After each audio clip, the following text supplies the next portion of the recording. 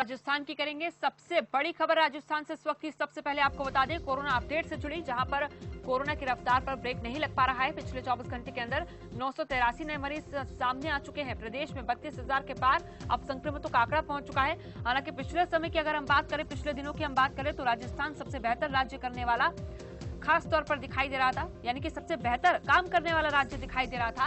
23,000 से ज्यादा मरीज इलाज के बाद स्वस्थ हो चुके हैं। कोरोना से अब तक 586 लोग इस वक्त राजस्थान में जान गंवा चुके हैं। दूसरी तरफ ये सवाल किया जा रहा है जनता की ओर से कि आखिर सरकार इस वक्त कहां है।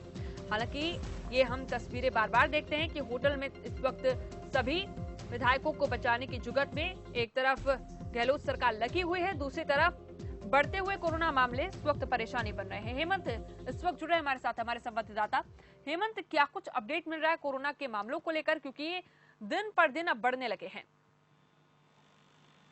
देखिए, लगातार मामले कोरोना के बढ़ रहे हैं और प्रदेश में जो आंकड़ा है वो अभी बहुत बढ़ चुका है, करीब 32,000 के आसपास है।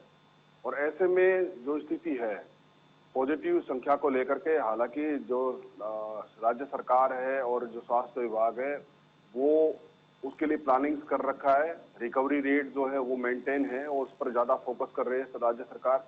लेकिन जो पॉजिटिव की संख्या आ रही है वो एक बड़ा चिंता का विषय है।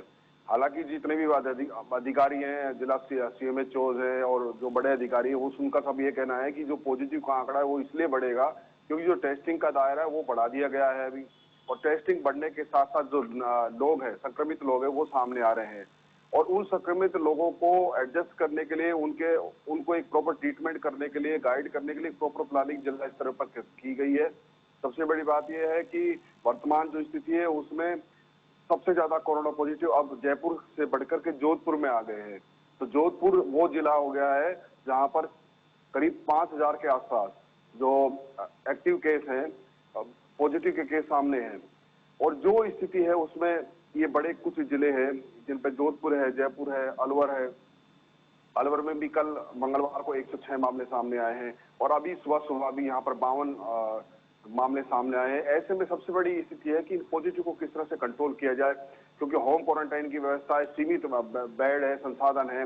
हालांकि प्राइवेट हॉस्पिटल्स को लेकर के और कुछ नई कार्य योजना के साथ नए संसाधन डेवलप किए जा रहे हैं।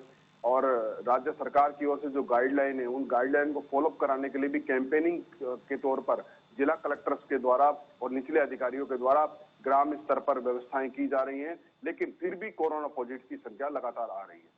बिल्कुल, कोरोना संक्रमण लगातार बढ़ रहा है। देखिए, इतने एहतियात के बाद भी तो उसका क्या बड़ा कारण माना जाए। हालांकि लगातार सवाल ये भी पूछे जा रहे हैं कि इस वक्त सरकार कहाँ है।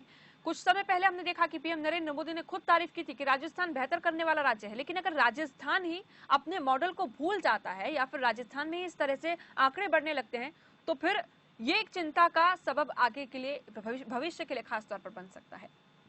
देखिए, आंकड़े बढ़ने के लिए पूरे जो उच्च स्तर का सिस्टम है, मेडिकल विभाग है, स्वास्थ्य मंत्री है, उन सभी ने कहा है कि आंकड़े तो बढ़ेंगे, जो पॉजिटिव की संख्या तो निश्चित आएगी, क्योंकि 40,000 तक की जो टेस्टिंग हो रही है प्रतिदिन, उस हिसाब से जो आंकड़े तो लगातार आएंगे। क्योंकि अभी वो लोग छुपे हुए थे। टेस्टिंग अभी भी क्या रोजाना 40,000 हो रही है या इसमें कोई बदलाव किया गया है?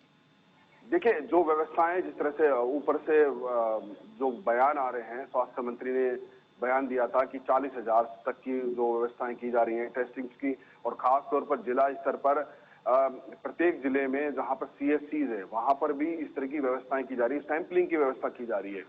अब कुछ नए जिले हैं जहां पर टेस्टिंग के लिए लैब भी स्थापित की गई है। अलवर जिले में भी एक टेस्टिंग लैब स्थापित की गई है। अब उस पर कार्य योजना तैयार हो रही है और राजस्थान के अन्य जिलों में भी इस तरह की व्यवस्था की जा रही है। तो टेस्टिंग का जो दायरा है वो तो निश्चित तौर पर बढ़ रहा है। और उस टेस्टिंग के बाद ही लगातार गांवों से लेकर कस्बों से शहरों में सबसे ज्यादा वो जगह है जहां पर ज्यादा से ज्यादा लोग रहते हैं। खासतौर पर वो लोग जहां पर जैसे इंडस्ट्री एरिया है या फिर दूसरे राज्यों से आकर के लोग रह रहे हैं, अब यहाँ पे बॉर्डर से एरिया है, उन जगह ज्यादा से ज्यादा पॉजिटिव की संख्या सामने आ रही है।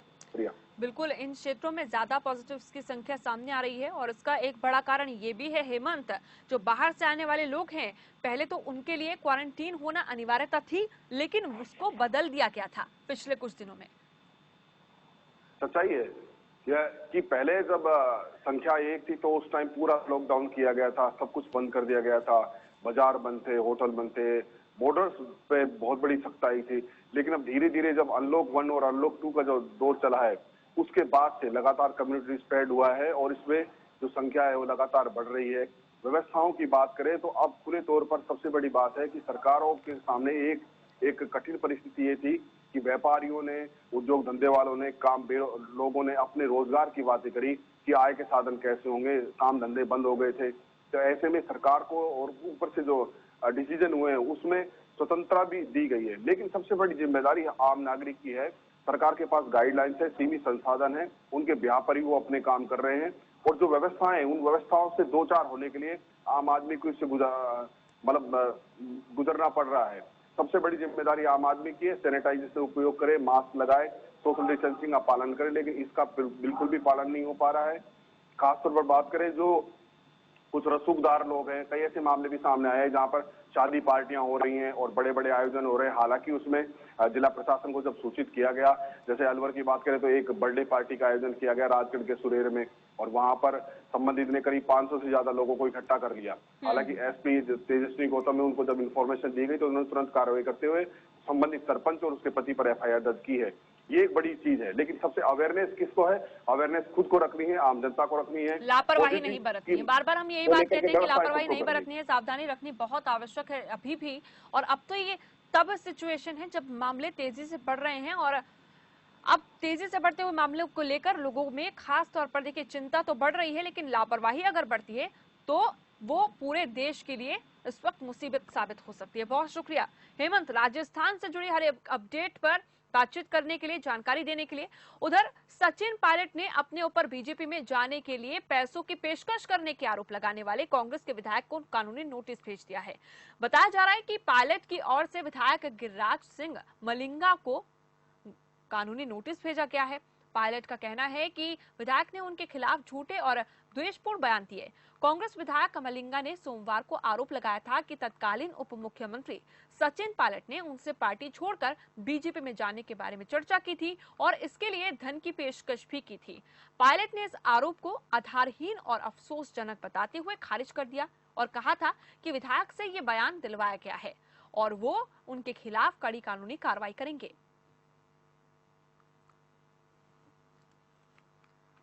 उदयपुर से एक बड़ी खबर इस वक्त आपको बता दें, एसओजी ने 1.25 करोड़ रुपए का काला धन पकड़ा है और काले धन मामले में इस वक्त 3 लोगों को भी बताया जा रहा है कि गिरफ्तार किया गया है। एसओजी ने 2 कारों से 1.25 करोड़ की राशि बरामद की है।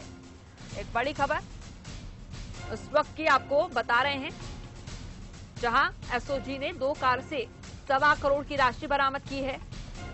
उदयपुर में जहां एसओजी ने काले धन मामले में 3 लोगों को भी गिरफ्तार किया है। इस वक्त की बड़ी खबर उदयपुर से आपको बता रहे हैं। एसओजी ने किस तरह से उदयपुर में 1.25 करोड़ रुपए का काला धन पकड़ा है और काले धन मामले में फिलहाल 3 लोगों को भी गिरफ्तार किया गया है। उधर नागौर जिला कलेक्टर डॉक्टर जितेंद्र कुमार सोनी ने इस वक्त मंगलवार को मकराना का दौरा किया। इस दौरान मकराना उपखंड कार्यालय पहुंचे जिला कलेक्टर ने खंड के अधिकारियों से क्षेत्र में कोरोना की स्थिति पर चर्चा की, साथ ही होम क्वारंटीन किए गए लोगों से भी मुलाकात कर जानकारी हासिल की। स्थानीय नागरिकों ने कलेक्टर को अपनी समस्याओं से अवगत कराया, जिनके समाधान हेतु स्थानीय अधिकारियों को दिशा निर्देश दिए गए।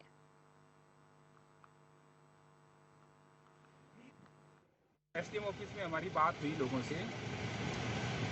एसडीएम साहब, इनकी पूरी टीम ये बहुत अच्छा काम कर रहे हैं। यद्यपि आज इनको हमने होम क्वारंटीन के लिए, होम आइसोलेशन के लिए जो लोग रखे हैं उनकी सख्ती के लिए कहा है, ताकि किसी एक व्यक्ति की लापरवाही है वो समाज के बाकी लोगों पर भारी ना पड़े। पाली की मारवाड़ जंक्शन में इस बार मानसून की बेरुखी के चलते जुलाई के लगभग बीतने पर भी बरसात नहीं हुई। इसके चलते किसानों और ग्रामीणों में चिंता है। किसानों और गांव में मवेशी पालकों की भी हालत दयनीय है और ऐसे में लोग तरह तरह के जतन कर इंद्रदेव को मनाने की कोशिश कर रहे हैं।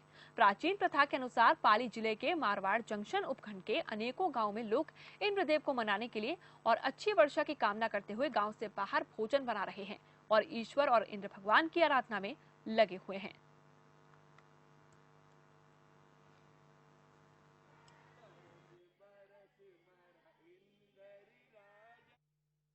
15 साल बाद में पहला संजोग बना है कि सोमवती अमावस्या हरियाली अमावस्या 15 साल बाद में आई है।